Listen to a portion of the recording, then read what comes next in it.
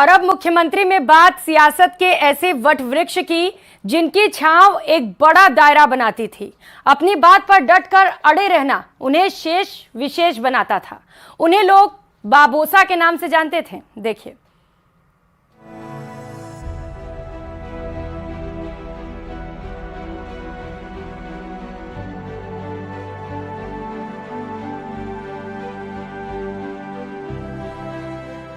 साल 1952, जगह सीकर का खाचरी आवास गांव। साधारण से घर के दरवाजे पर दस्तक हुई। दरवाजा खुला तो जनसंघ से जुड़े एक सज्जन सामने खड़े थे। बिशन सिंह के बारे में पूछ रहे थे, घर के उस सदस्य के बारे में जिसकी हाल फिलहाल में ही सरकारी शिक्षक के रूप में नियुक्ति हुई थी।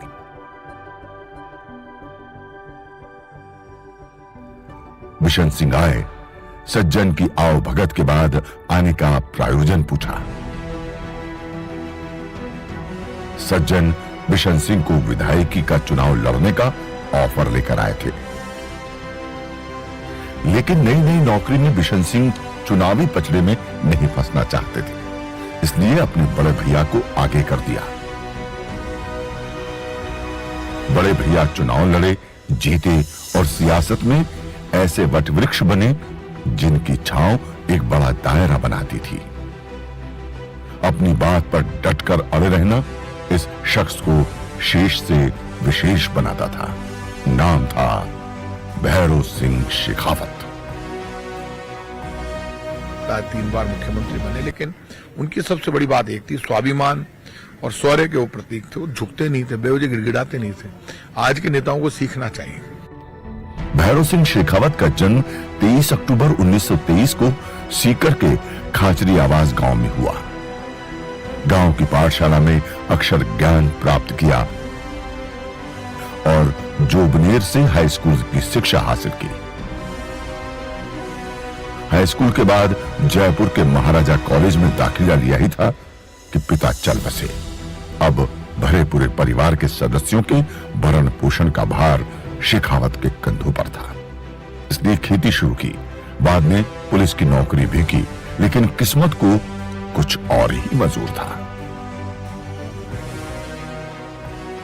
पुलिस पे आउटस्टैंडिंग रिकॉर्ड रहा, फिर वहां से रिजाइन किया,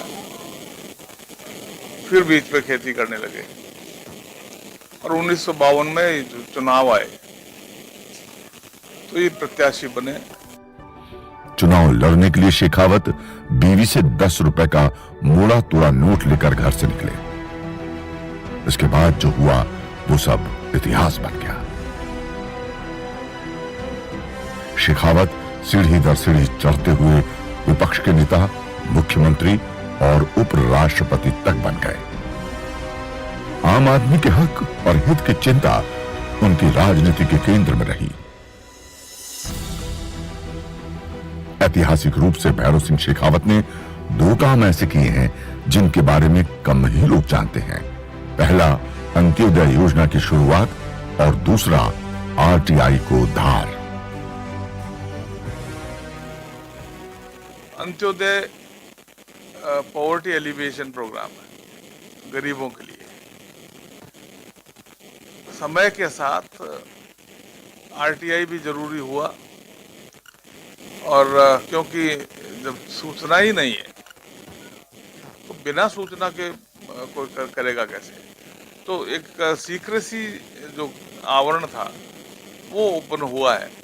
देखो, अंत्योदय योजना इस देश में बहुत बड़ा काम करके गई कि अंतिम व्यक्ति जो खड़ा है उसको आगे लेकर आना है, उसको अधिकार देना है, वो भूखा नहीं सोए। और ये योजना बाद में पूरे देश में लागू हुई और भैरो सिंह शेखावत अपनी विचारधारा से समझौता किए बिना अपने निजी संबंधों को बनाए रखने में माहिर थे। कहा तो यह भी जाता है कि शेखर पूर्व प्रधानमंत्री अटल बिहारी वाजपेयी के संकट मोचक थे। वाजपेयी हर संकट की काट शेखावत के जरिए ही तलाशते थे। 15 मई 2010 को भैरो सिंह शेखावत का जयपुर में देहांत हो गया। शेखावत की आत्मीयता के उनके विरोधी भी कायल थे। वो एक ऐसे युग पुरुष थे जो सदैव लोगों की स्मृतियों में रहेंगे। Bureau report, news 18 Rajasthan.